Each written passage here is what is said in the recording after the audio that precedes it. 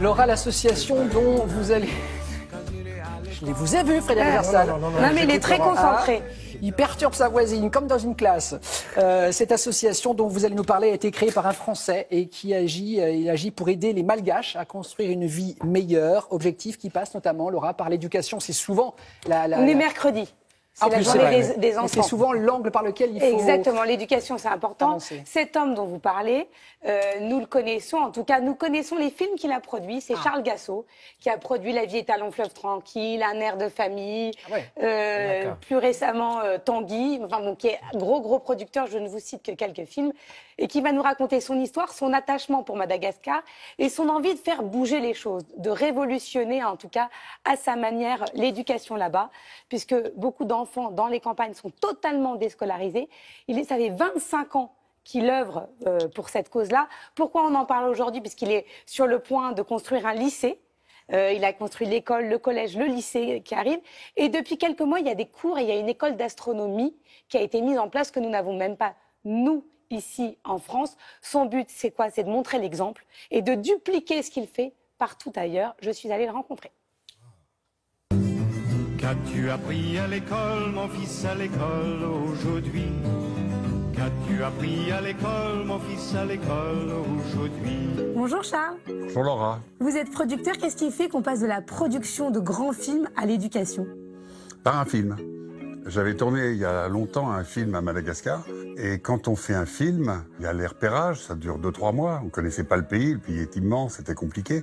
Après, il y a le tournage, donc vous restez en gros 6-7 mois sur place. Et en 6-7 mois, j'ai vu des gens totalement livrés à eux-mêmes et qui n'avaient pas d'école, pas d'eau, rien, même certains pas de papier, enfin c'était hallucinant. Donc soit on se dit, allez, on fait un chèque pour la bonne conscience et puis on rentre à Paris, soit on s'engage. Et ce jour-là, j'ai décidé de créer École du Monde.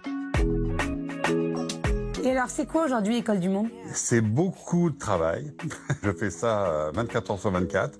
C'est absolument passionnant parce que de rien, on est arrivé à faire une magnifique école en se servant des nouvelles technologies. Dans notre école au fin fond de la brousse, on donne des cours par Skype. Depuis un an, grâce à Pierre Léna, qui est un éminent astrophysicien, qui m'a dit c'est très bien votre école, mais ces pays-là manquent de scientifiques. On s'est dit chouette, allez, on va les mettre à l'astronomie. Depuis un an, on est la seule école à Madagascar à donner des cours d'astronomie. Je crois qu'il n'y en existe pas en France non plus. Et là, on est en train de travailler aussi sur les plantes médicinales.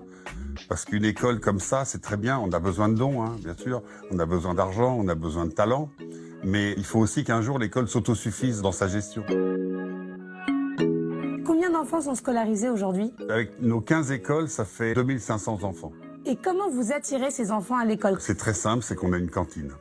Et donc l'enfant qui vient de loin, parfois les enfants font 6 km à pied, mais ils viennent, ils ont un petit déjeuner le matin et un déjeuner.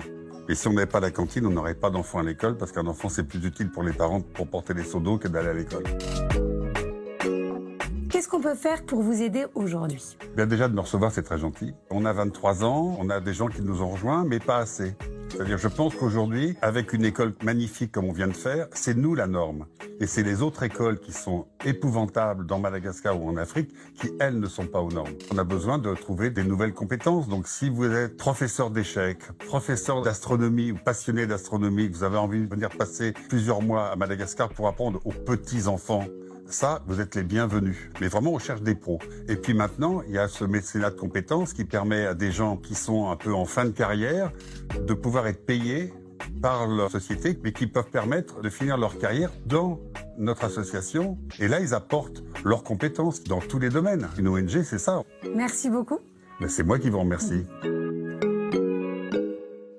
Si on veut les aider, on fait Donc comment? c'est École du Monde, vous avez vu, ils ont besoin de compétences, ils ont besoin de vrais bénévoles qui sont professionnels et pas de personnes qui se disent tiens je vais aller passer 6 mois pour aider à Madagascar. C'est pas ce qu'ils recherchent, ils recherchent des vrais talents, des professeurs et vous avez vu, ils enseignent par Skype. Donc génial. vous pouvez former à distance des professeurs par Skype à Madagascar et surtout dupliquer ce modèle partout où on en a besoin. Son modèle est prêt, il est ficelé, il est impeccable et l'idée c'est qu'il s'autofinancent et qu'ensuite on n'ait plus besoin de financement. Je voulais vous parler aussi, puisqu'on est toujours dans l'éducation, d'une autre association qui s'appelle Tout à l'école. L'association qui est tenue par Tina Kiefer de main de maître, qui elle aussi met l'éducation en avant, l'éducation des petites filles au Cambodge, qui elles sont souvent mises de côté. Donc son travail est exceptionnel. Vous pouvez les aider, évidemment, en faisant parler de l'association. Le problème de toutes ces associations, c'est qu'une fois que le lancement a été fait, ça vivote et on pense que ça vit tout seul. Non, on a besoin de mobilisation et on lève le doigt. Vous pouvez poster une photo sur Instagram, vous qui êtes très actif, levez le doigt pour Tout à l'école et faites connaître cette cause. Merci beaucoup, Laura.